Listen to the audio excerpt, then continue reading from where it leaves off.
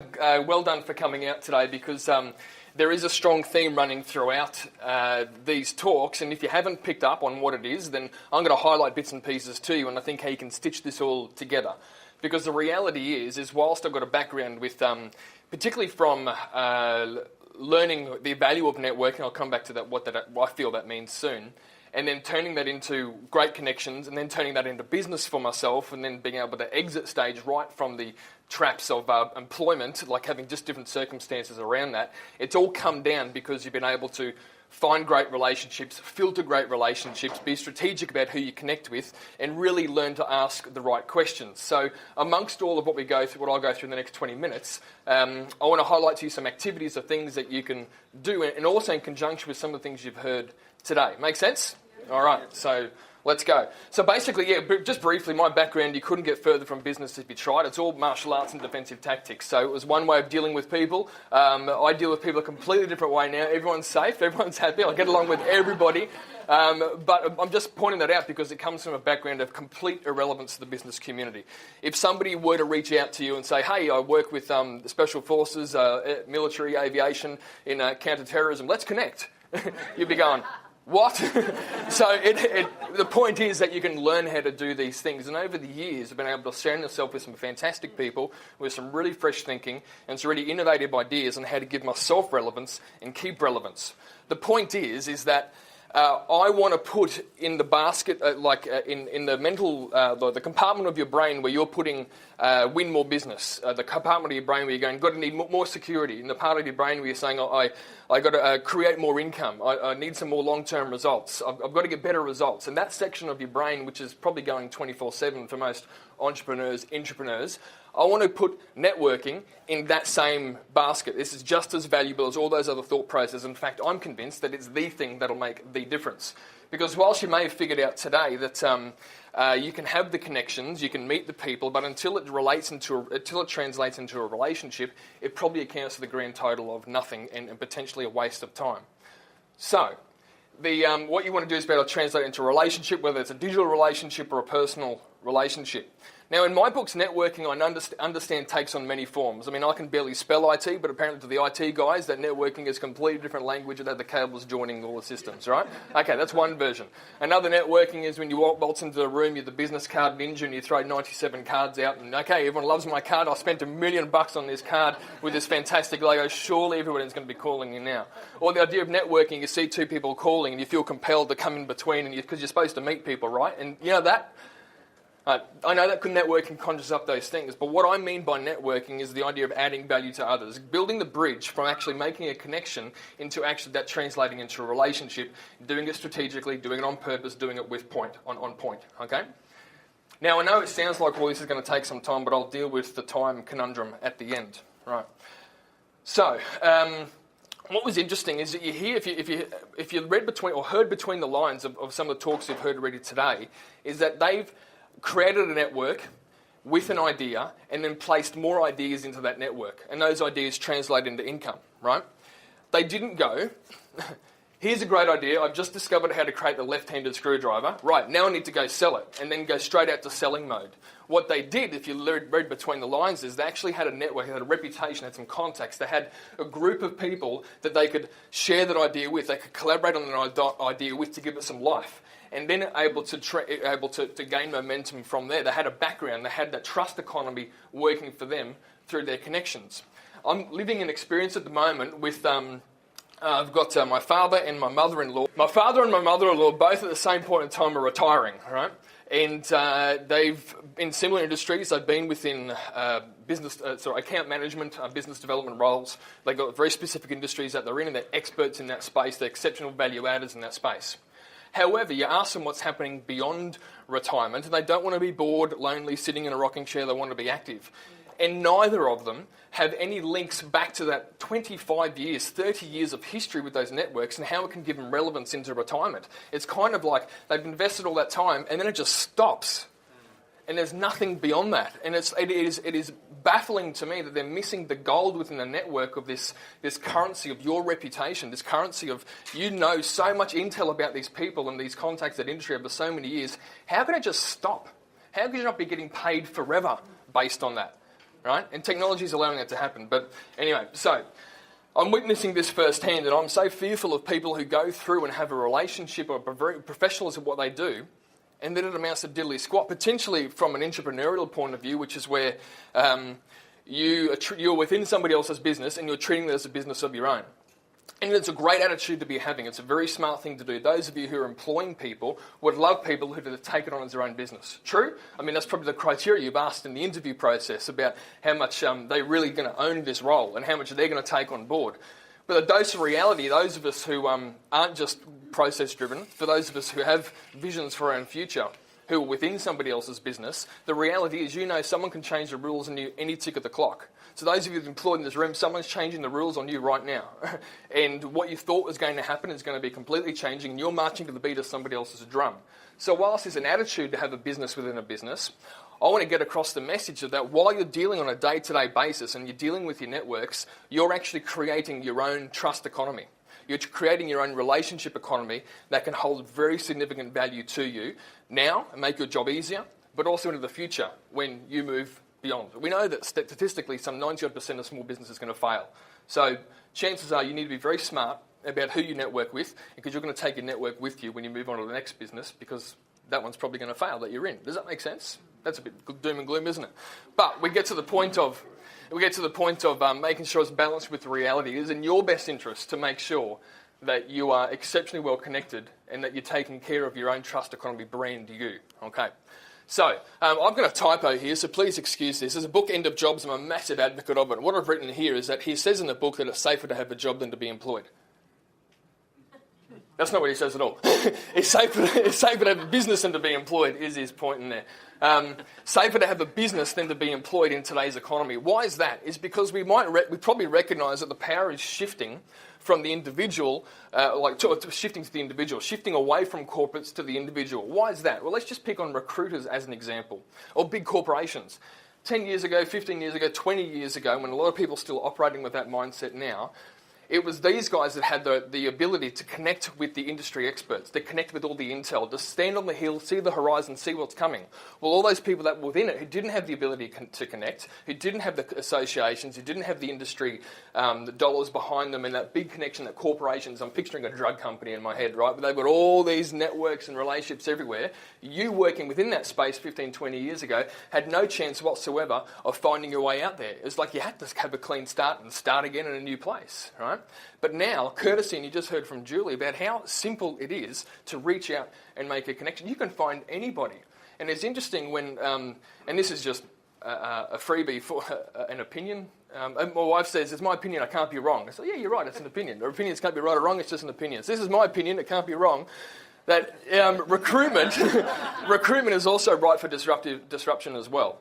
Because you're going to be a lot more than just filling a position. You're going to have a lot more value add. And I feel that those that are in that space, in fact, I'm really hot on connecting with them at the moment, because if they're great at what they do, in my eyes, is they should also know a lot about their clients and a lot about their business and the pain points. And whilst traditionally they're only servicing one point, there are a whole lot of things around that they can add value to, and that's one of the things for them for networking, and I'll come to that shortly. So the point is, in that book from Taylor Pearson, The End of Jobs, it is absolutely exceptional. And what he boils down there when it comes to the trust economy is that your network, just like Julia was saying, your network is your net worth. The ability to reach out and add value, just like John was sharing. The ability to make sure that while you're adding value and sharing other people's stories, just like Derek was sharing as well, that this is what's going to put change in your pocket about your own brand, your own reputation, and help you win that next gig, help you win that next short-term 3-month role. Why? So you can take the next 6 months off. Right? Win the next 6-month gig, so you can take the next month off. It's not the traditional 9 to 5 scenario. I mean, whoever thought, any Gen Ys, cusp of Gen X in the room, Gen Y, who's like, whoever thought, whoever said that the only productive hours in the day were 9 to 5? Why can't I be 9 to 5 and do what I want during the day or a meeting or two, and then in after hours do some other things when it's just low priority time, and otherwise just throw my brain into the idiot box and get nothing done? Do you know what I mean? Like, there's just other ways to be doing things and getting leverage. So, I'm really big on the concept of old school, re-school. Talk to my dad and he says, it's all about trust, my son. Boy, it's all about trust. The idea that he was doing deals on handshakes, right? And that just was good enough. Now, it obviously can't be that way now, but the concept of building on your word is old school, re-school, because we've all gone way too far, the other way. We're just expecting, hi, how you doing? Ready to buy? in one version of another. And it just doesn't work. It's like, I believe that when you network, you who hold the aces influence the marketplace. And one of the strategies I've found about networking, I'll get to the strategic networking soon, is that if you control or influence the marketplace, you hold all the aces, you have all the control. I'll give you an example. I've got a global automotive manufacturer now I'm working with at the moment who his brand is new in Australia, but the problem with the brand's vehicles within Australia is there's 67 brands available to Australia. We represent less than 1% of global volumes. So we have way too much choice, and we have we represent nothing compared to the global marketplace in new vehicle purchases.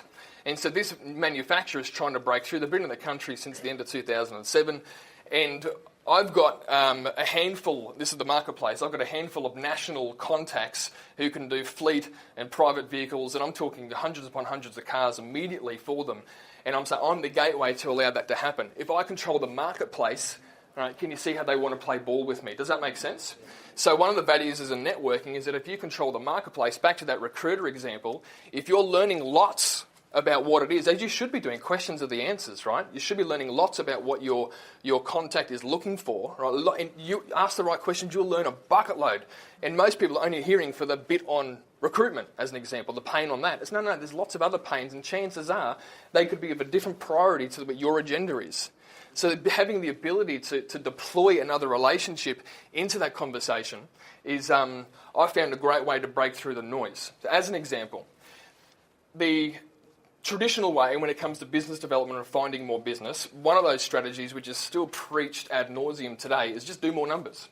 Just do more numbers. Knock on more doors in one version, do more numbers. And what's happening is communities or businesses are rewarding the wrong behaviour. They're encouraging you to do whatever it takes to get budget right here and right now, and focusing big time on the short term and a complete sacrifice of the long term. When relationships is about, we all know that business is done best, whether you're working within somebody's organisation or you're working with somebody, you're working within your own. We all know that the best business is done with people you know, like, and trust. Yet nearly everybody doesn't have a strategy about how they can deliberately work on how to have people know, like, and trust them. They're going straight from the know or the connect to the, right, you're ready to buy now. Let me solve this issue for you because I'm the best in the marketplace at it.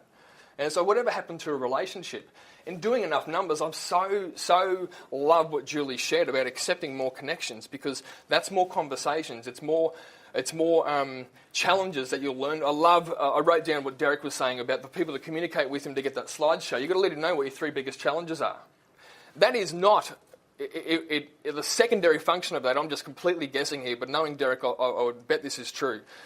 Most people would assume in audiences that the function of that is for him to win business, because he's waiting for somebody to go, I've got problems with my blah blah software, my CRM. Great, and he's onto it like a shark smelling blood. No, that's not what it is at all. He's gathering intel from people so he can then deploy the right relationship to fix that issue. Does that make sense? And it's the value of networking, because they may not need you right now. But when it comes to strategically choosing who you work with or who you voluntarily network with, in my book, my view is that their role, if I'm deploying them into a relationship of mine, their role is to keep me front of mind. I know this prospect or this potential client doesn't need me just yet. And I know that I'm deploying John as an example in there because he's a lot more relevant to them right here, right now. But his job for doing that is to keep me front of mind. The whole reason he's coming in with his solution first is to allow me to come in with my solution later. Does that make sense? So you want to be really smart with who you network and not be part of the noise. So here's a brief example or brief strategy on the strategy for relevance. So first of all, connect with leverage. What do I mean with leverage? Well, back in the old school days when talking about my father, the way he used to go and connect with people was to do lots of these types of meetings, lots of handshakes, lots of all this type of stuff, and it's incredibly valuable to do that. But can you see, if you're starting with a very broad funnel of meeting people, because nobody has the label of I'm your best client written on their head, do they? So everyone has a strategy of needing to meet more people, which is where the mentality of knocking more doors come from. But can you see how instead of the door knocking strategy that Julie was talking about 15, 20 years ago, or as a child, which is only 15, 20 years ago, wasn't it? Yeah. Change in the pocket. I've completely lost train of thought. So instead of going out and pounding the pavement and doing that, can you just not make digital connections at 1 a.m. in the morning, at 11:30 at night, or during Friday night football when your team's losing, right? Do you know what I mean? Like, it's just a smarter use of time. And connect, and then back it up with these types of messages to funnel down to the ones that are more on point. You with me? Right. So connect with leverage. How the voluntary army manages to get 250-ish people every single month, including the public holidays that we're just on, like, it's absolutely outstanding. There's that much value there. It is incredible. And the thing is that you can connect with people, but have you ever found it's a bit like a job interview, right? You're sitting down with somebody, or when they know you own the marketplace, like, I've got this national contact that's ready to use 700 of your product, right? Nationally. And they go, yes, sir, no, sir, 3 bags full, sir, right? And they're telling you what they want to hear. But if you put them through an environment, a group of people who they're having 6 or 7 interactions over 2 or 3 weeks, 22 interactions over 2 or 3 weeks with different people that you trust, and they're coming back to you going, yeah, they're consistent. They said this the whole time. When you're looking for consistency, for me, this is one of the best filtering processes to know who to connect with most and who to bring in close into your environment. That's strategic, in my book, strategic networking. Questions are the answers. And from my background, I never learned to ask questions. It was just demands. It was jump, and you jumped. I was taught that way, and then that's how we pass information on to others. Because if you don't do what we say, the consequences, death, mayhem, and destruction, right? It's asking questions was not a skill set we had, right? But when you can read some books about learning about the right questions, what you're doing is, like, if people actually like you, that's interesting, because they love talking about themselves. Well, who was saying that earlier? The favourite topic is people as themselves. It's true, isn't it? So asking questions allows people to dial into their favourite topic themselves, but also it gathers information. And if you're strategic about who you network with, and I'll come to that, I think it's the next slide, about who, in my belief, you should be networking with if you're wanting results, then you're getting information on behalf of other people. And you can deploy them into there and everybody wins. Right. So, and the big thing is alignment, because with alignment, as whilst they may not need me, what we've been able to do is we've been able to develop business development strategies for businesses, so we can outsource business development, because we can have the conversations, we can meet people, we're the neutral third party, because you've got an agenda. The elephant in the room is you're trying to sell your widget. And nobody is the worse person at selling your idea than you, because the elephant in the room is, of course, you want that sale. Whether it's out in the open and said it's what everybody knows, of course you've got an agenda, right? But a neutral third party is there talking about, well, actually, now that I've learned what it is you're trying to do and your barriers of entry to making that happen, where you are to where you want to be, and I was asked, so why aren't you there yet? Politely. Well, there's this issue, and this issue. Well, so what's the biggest one there? Oh, this one. Great, I know a contact. Derek, got someone for you, right? You'll hit Derek's role into that when I deploy him into a relationship, because I'm not relevant right now. His job is to make sure that he's getting, it's not about him, as an example, putting in some software, right? It's about him going, you know what, I understand that you really need to work with Matt. So let's put this in so it frees up this time, this energy, this space, so to get you to the thing that you really want, which is Matt. You with me? And I do it vice versa. Okay. So when you're not relevant, somebody else within your network is, but you've got to trust them. So I believe the most misused and underused, the most misunderstood asset you have is your network, right? Is your connections. If all of a sudden the government provided a law that, you know what, nobody is allowed to use any marketing strategy whatsoever, right? Who you know is who you know, and there's no more communication with new people, right? And it's only the people who you know, right? And we heard the message while we're standing in here. Do you think amongst the people here there is enough business for you, even in your unique left-handed screwdriver business opportunity? I mean, the 6 degrees of separation, or apparently with population growth, it's 7 degrees of separation, but whatever it is, like, we know everybody in this room, don't we? But the problem is most people don't open doors for other people, or they don't dig deep enough to go, you know what, I know someone, where's Paul, who's helping us out with the IT, of course, front row, beg your pardon. Okay. So as an example, Paul's got connections, and Paul, you're going to be very popular after this. But Paul's not in a decision-making role for all of your opportunities, is he? Right? He's good, he's not that good. But what he's done, and he's done this for me as well, is open 2 or 3 doors to get to the decision maker so I could deploy a relationship in there. And now I'm looking great in the eyes of both those people, and particularly the relationship I had, which is an RTO. And now what they're bringing me as business is just, you can't stop it, right? So anyway, the point is that if you weren't allowed to network and you only had to deal with the people here, we would have enough. Does that make sense? But people don't open doors. So the thing is connect with people that are here, but also learn how to grow your own network, because it's a very poor business practice to pillage of other people's results. right? Or pillage up other people's relationships. Add value to their relationships, don't pillage it. So you need to be able to go out and reach and connect with others and build your own brand and your own network, because new opportunities come from that. And alignment is what I was talking about before. Is alignment an example of not alignment or unalignment, disalignment, whatever the word is when I go. Somebody says to me, "Oh, they're needing a CEO, an SEO expert, software expert," and I go, "Yep, great. Hey, Derek, here's someone. Give them a call." Right? It could be great for those two. It could work. But I'm missing the gold in that relationship, which is the alignment, which is Derek. Here are the conditions. This is what I've learned about them. It's not just a lip service thing. They're actually interested in participating in their own rescue. I've screened them for you that they really want a solution. And because I've trusted you, I've networked with you, I'm strategic with you, I know what you do, I feel like they're ready for you. In your conversation right now, you can really help them.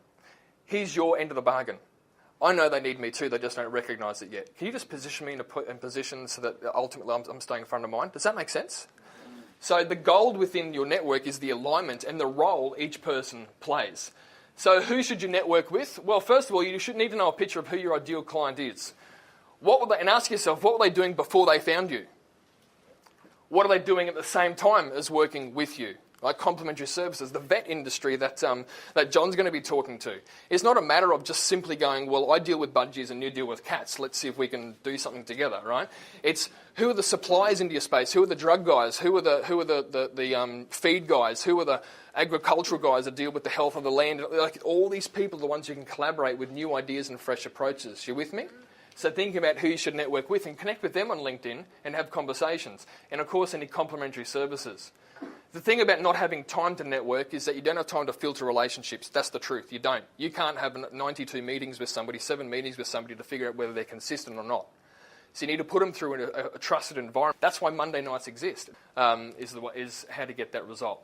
So, in summary, I would strongly recommend you read that book, The End of Jobs, because it's going to put a real rocket up your backside, whether you're an intrapreneur or whether you're an entrepreneur or anywhere in between the other version of that, on the value of you're investing in your own trust economy and figuring out how to make these events work for you other than just being a start and a stop process. You need more to come from this, and that happens through relationships. Does that make sense?